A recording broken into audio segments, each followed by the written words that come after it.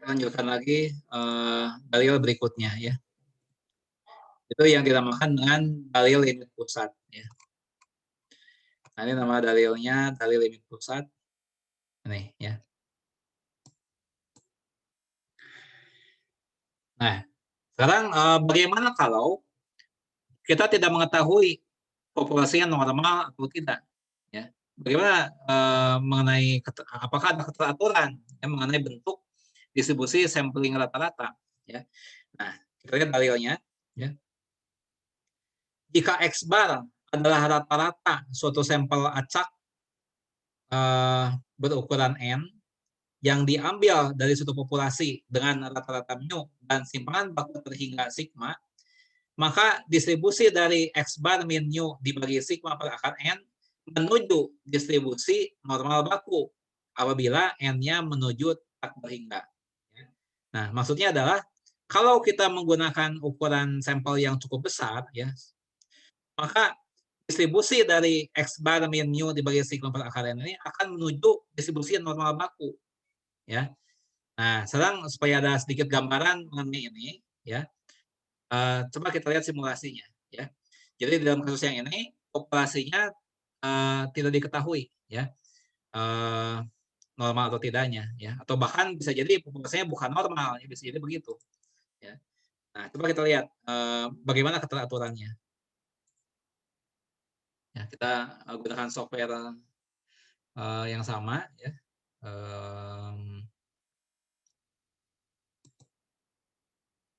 Sebentar kita mana ya ininya. Sebentar.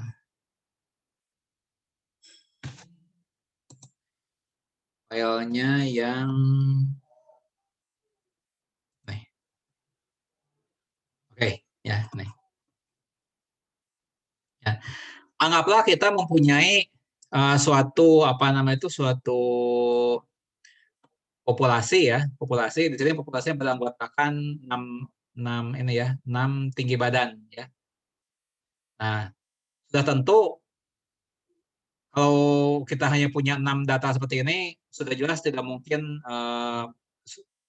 mungkin populasi yang normal ya. Kalau hanya 6 buah data seperti ini ya. Nah, setelah kita coba bagaimana kalau kita melakukan sampling ya dengan ukuran sampel 2 ya.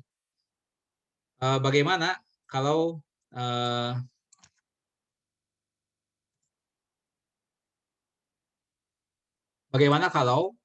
kita gunakan ukuran sampel 2.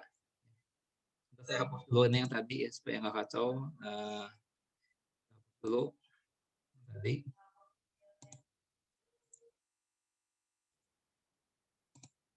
Oke, ya.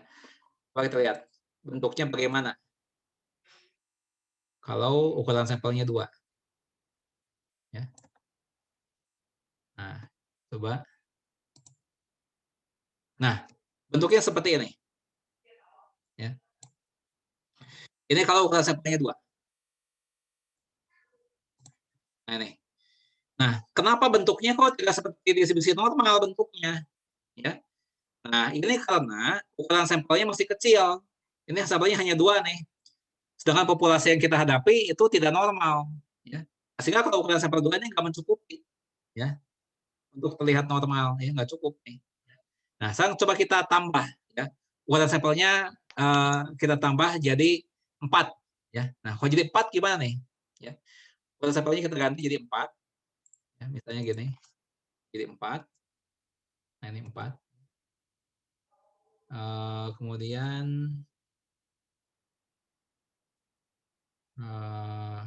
ini 4.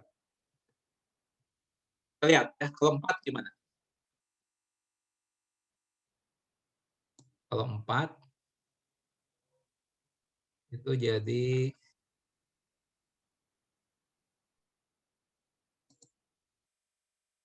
nah, lihat ya. Ukuran sampelnya kita tambah. Di sini sudah mulai muncul bentuk normal, tapi masih apa? Sepertinya masih cukup jauh nih ya, tapi sudah mulai ada kemiripan sedikit ya. Itu kalau ukuran sampelnya 4 ya. Terus sedikit. Coba, gimana kalau ukuran sampelnya saya ganti jadi 6 ya. Saya ganti ukuran sampelnya jadi 6 nih. Saya tambah sampelnya. 6 ya. Kemudian ini 6.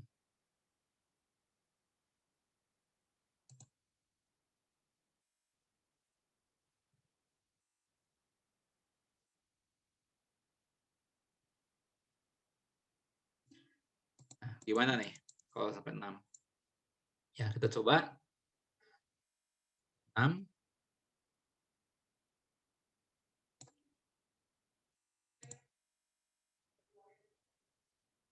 Nah, lihat. Ya. Bentuknya sudah semakin mirip ya dengan normal ya. Nah, satu kali lagi ya. Saya ganti jadi 8 ya. Kalau sampelnya jadi 8.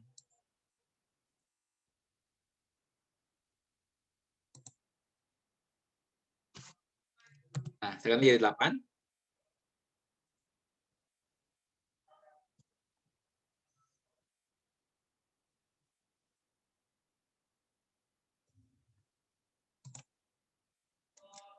Ya. Kita coba. Jawabannya gimana nih kalau 8?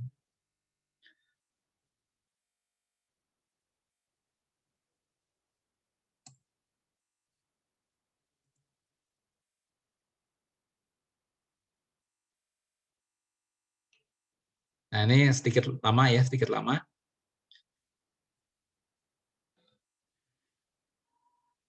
Ini karena apa namanya itu karena memang banyak ya. Jadi komputer ini mengolahnya lama ya. Nah, ini ada tanda merah di sini nih. Kalau kalian lihat ya.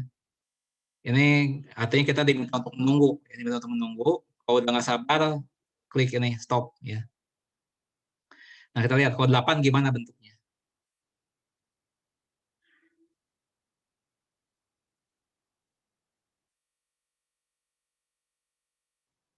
Nah, lihat. Bentuknya semakin menyerupai distribusi normal ya. Lihat. Nah, ini baru 8. Kalau sampai 30 ya, lebih mirip lagi nanti ya. Ya, tapi ini nggak akan diuji cobakan kalau 30 karena ini waktunya pasti akan lama sekali ya. Belum tentu 3 jam selesai. Ya. Nah, oke. Itu saya sudah bahas mengenai dalil limit pusat. Ya. Ini ya. Jadi kalau populasinya tidak diketahui ya, tetap distribusi rata-ratanya bisa mendekati normal dengan catatan ukuran sampelnya sudah cukup banyak ya. Nah, biasanya yang dijadikan acuan 30 ya. Kalau 30 atau lebih dianggapnya banyak ya. Nah, tadi kan kita lihat di sampel 8 juga sudah mirip ya dengan ukuran normal. Nah, sekarang kita lihat contoh soalnya ya, kita contoh soalnya yang memanfaatkan dalil-dalil tadi ya. Nah, ini kita copy paste apa namanya itu soalnya ya. Kita mulai lagi dari 0. Di mana ya nih? Sebentar. Tadi Microsoft Word-nya itu nih. Oke, kita pindahkan ke sini.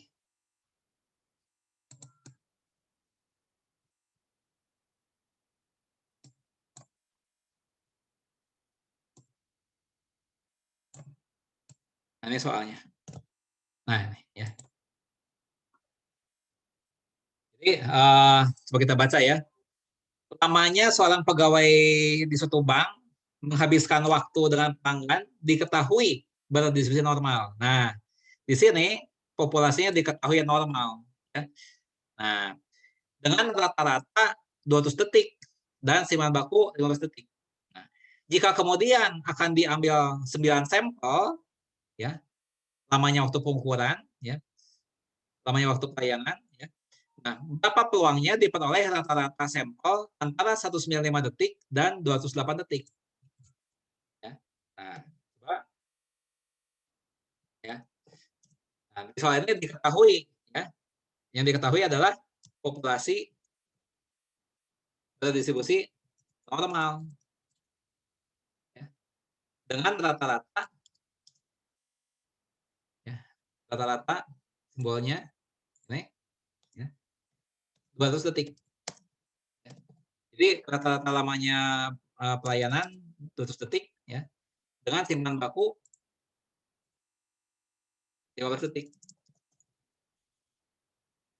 Nah, ini diketahui nih ya.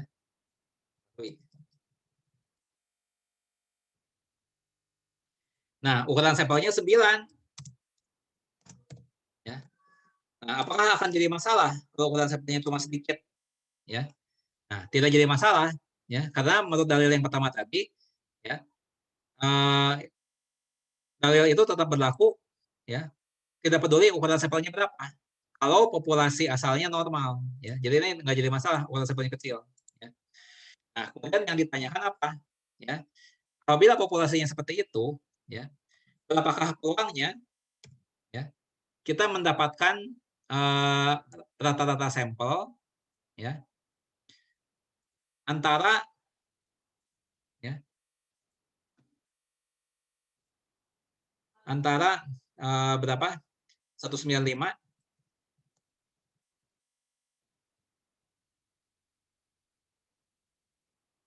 antara 195 detik dan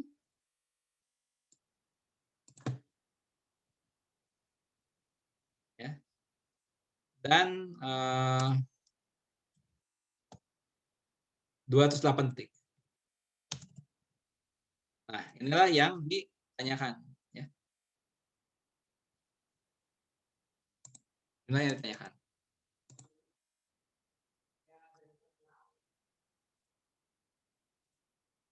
Ya, coba ini kita perbesar dulu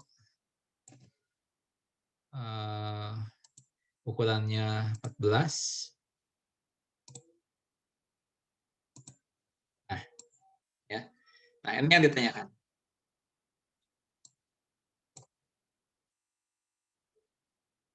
Sebentar, ini kenapa warnanya jadi ini ya.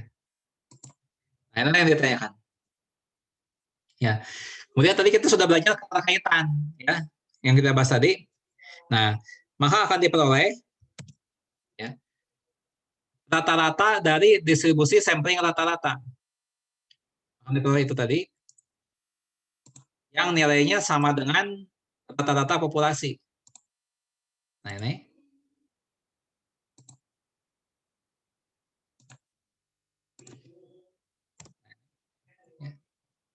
Nah, ini sama dengan rata-rata populasi.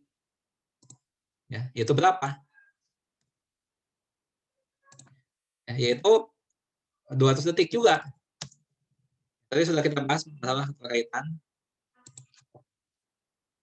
Nah, kemudian simpanan bakunya berapa? Simpanan bakunya. Ya, tapi dari keterkaitannya juga bisa kita lihat. Ya, ini adalah sigma subscript rata-rata sampel. Nah, ini ya sama dengan sigma dibagi akar n. Sigma dibagi akar n. Nah, ini berapa? Sigmanya tadi berapa? 15 detik. Ya. 15 detik. Dibagi akar 9. Nah, ya. Sama dengan 15 dibagi 3, 5. Nah, itu adalah standard error. Ya. Standard error dari rata-rata 5 detik. Nah, kemudian coba kita gambar. Ya. Kita gambar gimana nih di dalam kurva normalnya. Kita gunakan software yang sama tadi. Yaitu ini. Oke. Tadi rata-ratanya 200. Simpanan baku 5. Ya. Yang ditanya adalah antara 195 detik sampai 208.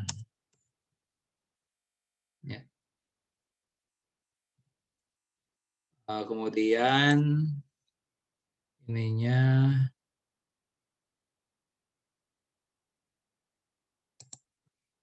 lima, kemudian 225.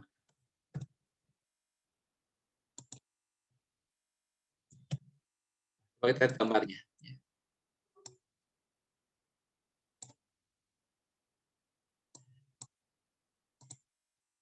Nah, ini gambarnya. Ya. Ini kita copy paste.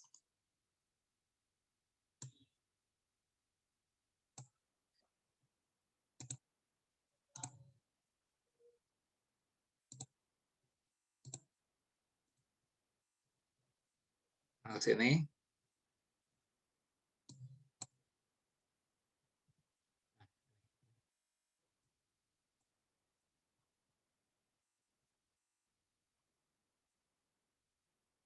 Tadi, oh ya sudah. Jadi gambarnya gini. Nah, berikutnya apa? Kita melakukan transformasi Z. Ya.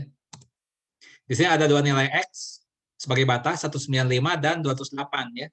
X1, 195 detik. Ya. X2, 208 detik. Ya, ini batas-batasnya. Nah, di sini akan diperoleh Z1 dan Z2. Ya. Nah, Z1 sama dengan 195 dikurangi rata-rata dibagi standard error. Standard error-nya 5 detik. Bagi 5. Nah, ini. Sama dengan, kalau dihitung adalah min 1. Ya. Nah, ini pun sama. Ya. Kalau dihitung, ini akan muncul Z2. Ya. Yaitu 208 dibagi, dikurangi 200 dibagi 5. Ya. Itu 8 dibagi 5. Ya. 8 dibagi 5 itu 1,6. Ya. Nah, setelah transformasi ini, bagaimana kurvanya sekarang? Ya. Lihat kurvanya. Setelah menjadi Z, maka kurvanya akan seperti ini. 1,6 ya. 1,6, kemudian nih warnanya kita ganti jadi hijau misalnya. Nah, gambarnya gimana? Nah, ini.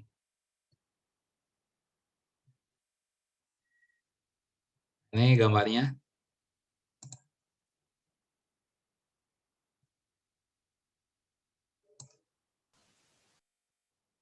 Copy paste ke Microsoft Word.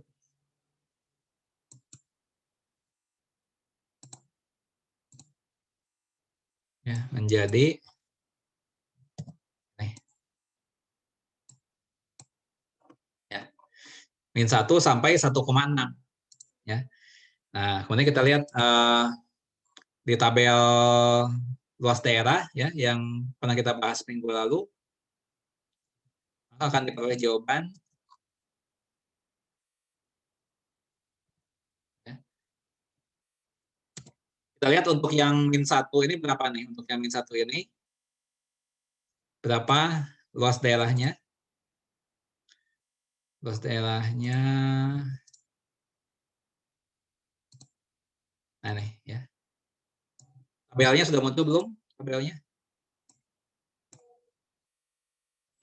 Udah. Nah nih, dapat 0,3413. Kan tadi Z-nya min 1 ya, Z-nya min 1. Kita perlu 0,3413. 0,3413.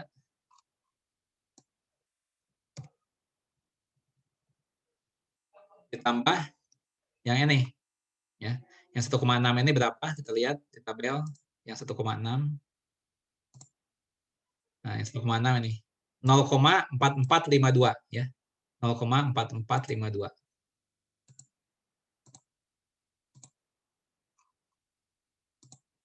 0,4452.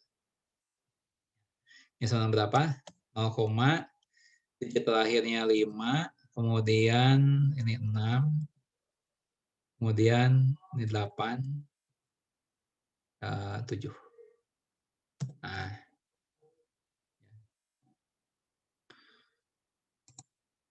jadi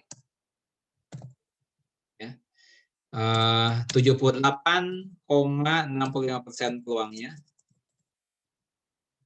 akan diperoleh rata-rata sampel ya, antara 195 detik dan 208 detik. Ya. Nah, ini cara kita meramalkan ya hasil sampling ya. Bagaimana kita meramalkan hasil sampling ya berdasarkan populasi yang diketahui. Nah, untuk bagian ini apakah ada yang ditanyakan? Ya. Untuk contoh pertama apakah ada yang ditanyakan?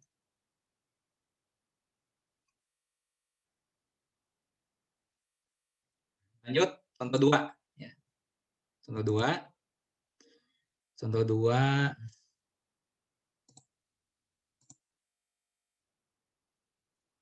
Nah, yang ini aja nih ya. Ini kita copy paste. Ini penggunaan dalil limit pusat ya. Ini penggunaan dalil limit pusat.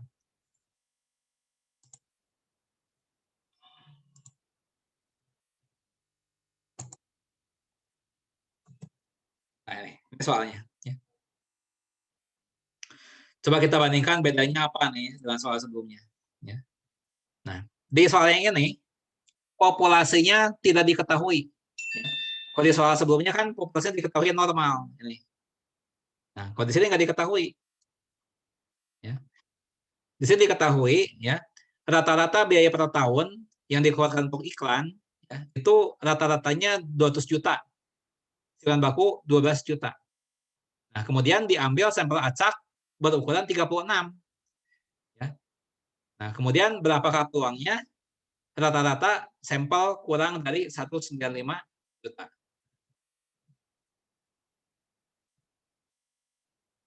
Nah, yang diketahui apa?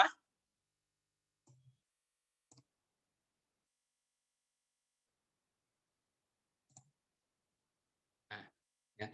Nah, diketahui rata-rata. Ini nggak diketahui nih. Yang normal ini nggak diketahui. Diketahui rata-rata 200 juta. Ya. Ya. Simpanan baku 12 juta rupiah.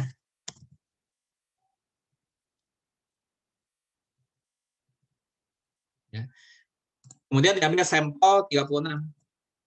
Ya. Nah, berapakah peluangnya akan diperoleh rata-rata sampel? Bentar,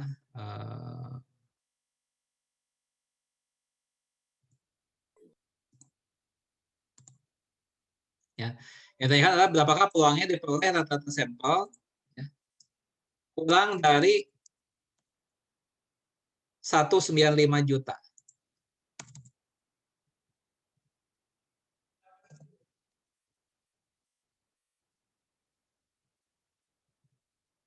Ini yang ditanyakan. Nah, di soal ini tidak diketahui populasi normal. Ya. Nah, apakah akan jadi masalah? Tidak jadi masalah, ya, menurut dalil limit pusat. Dengan catatan ukuran sampelnya cukup besar. Ya, di sini ukuran sampelnya tidak kurang dari 30. Ya. Nah, ini tidak kurang dari 30, sehingga kita bisa gunakan apa namanya itu dalil limit pusat. Ya.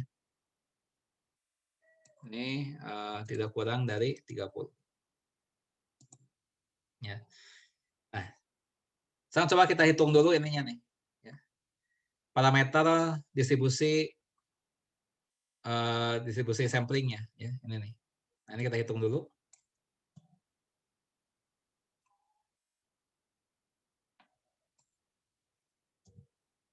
Nah, ini ya. Ini bukan di situ. Nah, ya. Nah, rata-ratanya 200 juta. Kemudian standar error-nya ini adalah 12 juta dibagi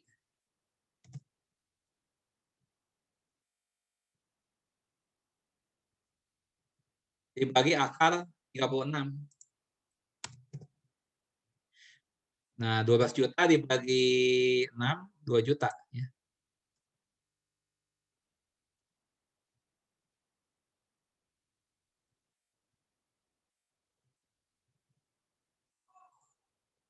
Nah, kemudian coba kita gambarkan ini ya, kurang dari 195 juta. Bergambarkan.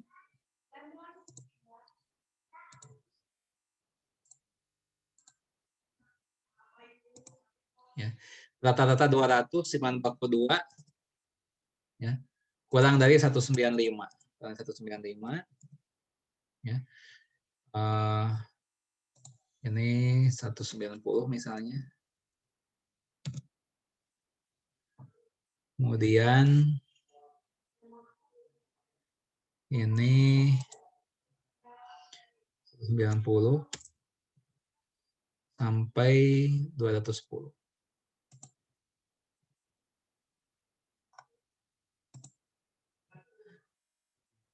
Gambarnya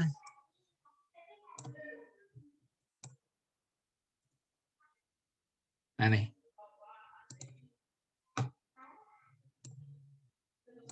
Ya. Nah, kalian lihat di sini ada bagian warna biru nih. Kecil ya di ekor kiri ya. Nah, ini gambarnya. Kita copy paste ke Microsoft Word. Nah, jadi gambarnya gini. Nah, ya. Lihat ada bagian biru di sebelah kiri. Ini, ya, ini. Kemudian kita melakukan transformasi Z. Ya, kita lakukan transformasi Z. Ini.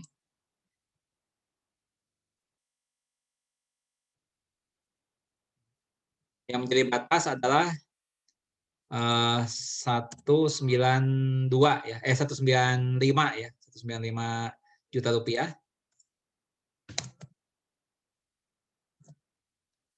Ya.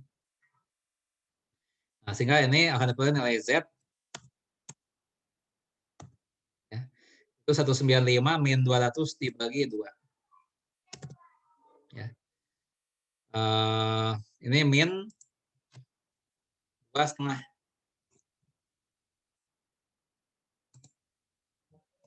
Ya. Nah, setelah transformasi ini, maka gambarnya jadi gimana?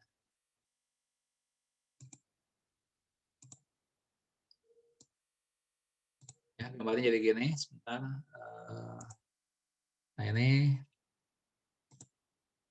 min 2,5. Min 2,5.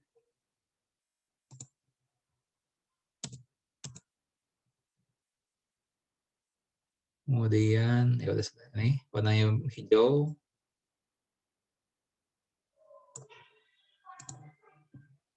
Nah,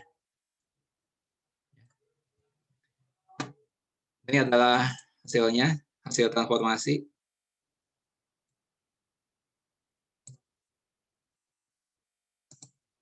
Copy paste ke Microsoft Word.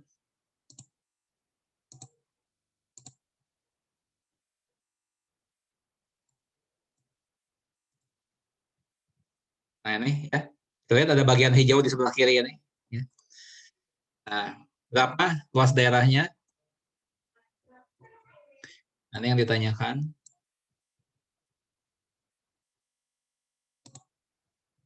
Ya. Ini adalah setengah dikurangi. Nah, kita lihat di tabel ya. Kita lihat di tabel. Kalau min 2,5 itu berapa luasnya? Tabel ini. Nah, 2,5 ini. 0,4938. 0,4938. Dengan 0,0062. Jadi 0,62% peluangnya akan diperoleh rata-rata sampel ya, kurang dari 195 juta rupiah. Ya. Nah, lagi-lagi kita di sini mencoba meramalkan hasil sampling ya, mencoba meramalkan hasil sampling berdasarkan populasi yang diketahui. Tadi kan memang tujuan kita ya di arah pertama ya. Nah, kita memang meramalkan hasil-hasil sampling yang mungkin ya kalau diketahui populasi. Nah, ini sudah kita jalankan ya. Bagian yang ini sudah kita jalankan di kuliah hari ini. Nah, minggu depan kita pelajari nih hasil sampling yang diketahui, kita estimasikan populasinya. Ya. Nah, apakah dari uraian ini tadi ada yang mau ditanyakan ya? Baik dari konsepnya maupun teknik menghitungnya, apakah ada yang mau ditanyakan?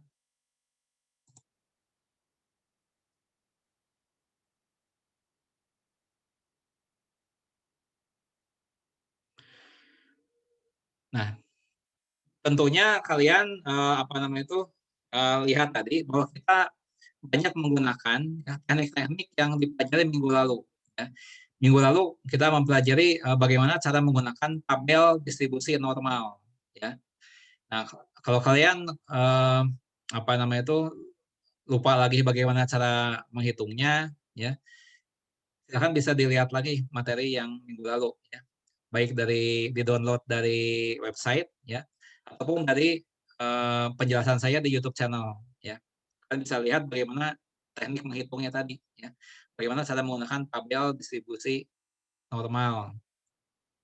Dan memang distribusi normal ini ya, akan sering dipakai nanti, ya akan sering dipakai nanti di teman-teman yang lain, di materi-materi yang lain. Jadi itu memang harus dikuasai, ya cara menggunakan tabel distribusi normal. Di website ada, ya di website ensiklopedia mengenai distribusi normal itu ada link ya di bagian bawah artikel, ya. Nah di sana bisa kalian dapatkan ya teknik-teknik itu. Nah, coba kita foto dulu sebentar ya. Kita foto dulu sebentar. Di sini ada 2 layar. Baik, saya akan melakukan 2 kali pengambilan gambar. Ya. Untuk layar pertama, saya hitung sampai 7. Ya. 1, 2, 3, 4, 5, 6, 7. Oke, saya save dulu. Ya, layar satunya lagi. Saya hitung sampai 5. 1, 2, 3, 4, 5.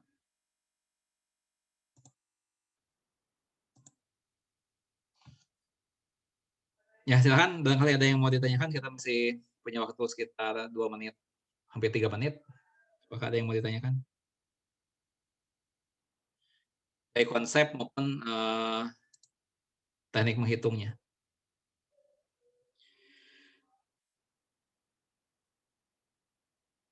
Ya, tidak ada. Ya, kalau kalian masih punya pertanyaan nanti bisa diajukan di grup WhatsApp ya. Baik untuk kalian ini. Mohon maaf Pak. Ya, silakan. Absen di grupnya belum dibuka Pak. Ya, nanti sebentar ya. Habis ini kita akan buka ya. Ya, terima kasih sudah diingatkan.